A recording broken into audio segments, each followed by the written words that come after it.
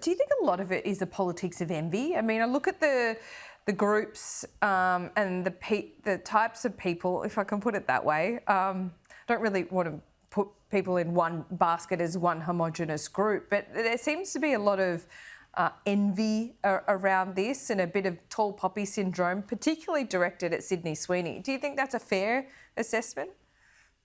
I honestly, I have no idea, because I honestly I can't understand the emotional reaction to this campaign and why people would get so upset about it.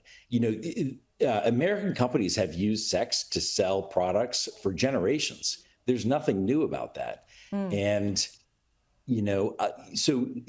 nothing about this surprises me, but it just doesn't trigger an emotional reaction in any way. And so Yeah. I really can't empathize with those who are upset about it. That's right. It is selling sex. It is a sexy ad. Sydney Sweeney is Hmm. sexy. I think, most of us could agree on that. But then you have, minorities seeming to hijack this, wanting to complain about because it's somehow racist. Do you follow that thread even? I don't. I mean, I think that you could probably look at anything and find a reason to criticize it. Yeah. But the reality is, like I said, we all have far better things to do. I mean, Well, this some this people ad don't, is just clearly, an ad to Nathan. sell They jeans. clearly don't. Exactly. And this comes down to what I think has been on the rise in the last couple of years is that people are addicted to complaining. They're addicted to grievance politics, to some kind of conflict. And on corners of the internet, they can always find people that agree with them. And then they feel like they're part of some special club.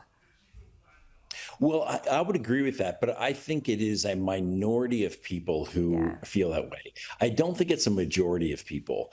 And I I sort of blame the media, not Sky News, but the media, for giving voice to this because I feel like they're creating a conflict where, in reality, most people I talk to just simply do not care about this ad. Yeah, I can understand where you're going with that, absolutely. But often when you look at American culture, pop culture in particular, it's these kinds of issues that seems to get exemplified, amplified, particularly in the United States. Often say that the US can be the absolute best, but sometimes the absolute worst of things. And I think this kind of grievance, attention seeking stuff is probably the worst in the US. Well, I don't know how I would characterize it, but like I said, I don't think it speaks for a majority of people. I Mm, think that it's easy to take a small minority of people yeah. and elevate them and give them voice and make them seem larger than they are. But I really think the majority of Americans are not moved one way or another by this ad. And like I said, Yeah, I I think agree with most you. people would never have seen this ad but for the media. But how do you think the pendulum has shifted in the United States? Because I think once upon a time, there were many people within your party, within the Democrats, that would have kind of bowed to this. And perhaps not this exactly, but they would have played into some of the woke agenda and that grievance politics. How do you think that has shifted? That might be true.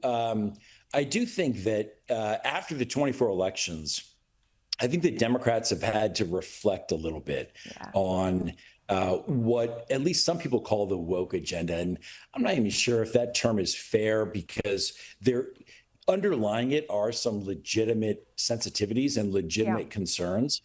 But I do think that Democrats after 24 did take a hard look at themselves, and we had an honest conversation and had to think like, is this what we want to present to the rest of America? And is there a better way of addressing our concerns here without inflaming them and making them vast cultural wars? Yeah, so is that like an acknowledgement within the Democrats more broadly, do you think, Nathan, that identity politics and really leaning into that is certainly not the way to go in terms of wanting No to doubt. actually be back in a winning Yes. position? Yeah. That is absolutely correct. Yes, absolutely. I think Democrats have realized that what's known as identity politics is not the path to victory. That is not how we get 50% plus one of Americans to vote for us in a national election. Yeah, welcome. Nathan, great to chat today.